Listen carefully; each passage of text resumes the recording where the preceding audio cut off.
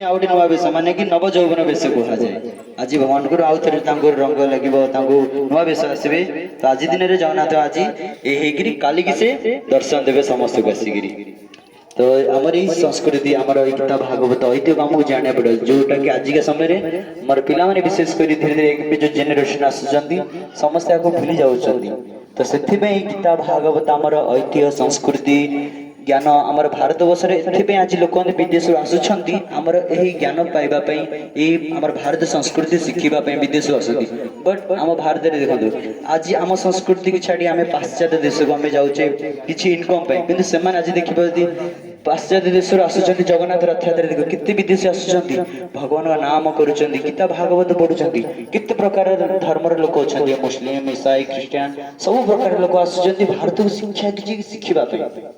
ତ ନା କି ଭାରତ ବର୍ଷ ନୁହେଁ ଯେ ଖାଲି ଗୋଟିଏ ଆମର ଲୋକମାନେ ଜାଣୁଛନ୍ତି ଆମର ଐତିହ୍ୟ ସଂସ୍କୃତି ପାଇଁ, ନାଇଁ କି ଟେକ୍ନୋଲୋଜି ଆର୍ଟ ସାଇନ୍ସ ଏଥିପାଇଁ ନୁହଁ, ଆମର ମୁଖ୍ୟ ହେଲା ଆମର ଐତିହ୍ୟ ପାଇଁ ଆମ ଭାରତ ବର୍ଷକୁ ସମଗ୍ର ବିଷୟରେ ଜାଣନ୍ତି।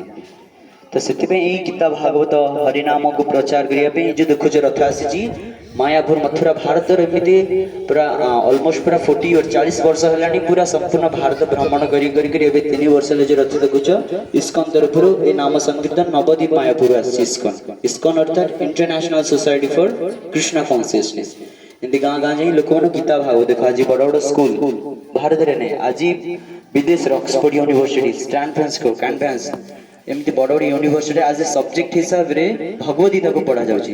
ସେଠି ସମସ୍ତ ପ୍ରକାର ଲୋକ ଅଛନ୍ତି, ସମସ୍ତେ ଗୀତାକୁ ଗୋଟେ ବିଷୟ ଯେମିତି ଆମର ଭୂଗୋଳ, ହଁ ଆମର ସାଇନ୍ସ ପଢୁଛେ ମ୍ୟାଥ ପଢୁଛେ, ସେମିତି ଗୀତାକୁ ଆଜ ଏ ସବଜେକ୍ଟ ହିସାବରେ ପଢା ଯାଉଛି। କିନ୍ତୁ ଆମ ଭାରତ ବର୍ଷରେ ଆମର ଗୀତା ଭାଗବତ ଆମର ଏଇ ଏଜୁକେସନ ସିଷ୍ଟମରେ ଅଣାଯାଏ ନାହିଁ। ତ ସେଥିପାଇଁ ଆମେ ଆଜି ଲୋକମାନେ ଯଦି କିଛି ଶିକ୍ଷାକୁ ବାହାରୁଛନ୍ତି ଶିଖି ପାରୁନାହାନ୍ତି, ବାସ୍ତବରେ ସେଥିରେ ବହୁତ କିଛି ଶିଖିବାର ଅଛି। ତ କାରଣ ଗୀତାରେ କୁହାଯାଇଛି କଣ, ବିଦ୍ୟା ବିନୟ ସମ୍ପନ୍ନେ ବ୍ରାହ୍ମଣ ଗବିହସ୍ତିନି ସୁନି ଚୈବ ସୁପାକେ ଚ ପଣ୍ଡିତା ସମଦର୍ଶିନା।